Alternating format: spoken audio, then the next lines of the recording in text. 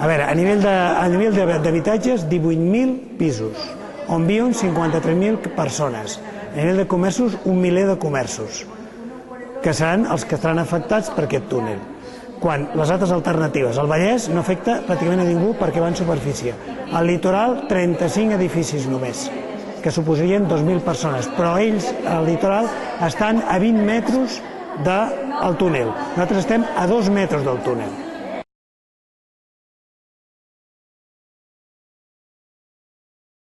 O sigui, l'administració ens sent a la taula per parlar del seu assumpte. El seu assumpte és l'AVI pel centre. Nosaltres ens volem assentar a la taula per preguntar-los per quins motius s'ha descartat els altres traçats. Mai ens ho han dit, perquè no hi ha motius tècnics. És que en els plens de l'Ajuntament, per 3 vegades, la majoria de la ciutadania, a través dels nostres representants polítics, per 3 vegades en el ple se li ha dit que no, i es va guanyar. En el Parlament de Catalunya també se li va dir que no, i es va guanyar. No entenem per què tenim que fer un túnel que està en contra de la ciutadania i de la classe política. És absurd.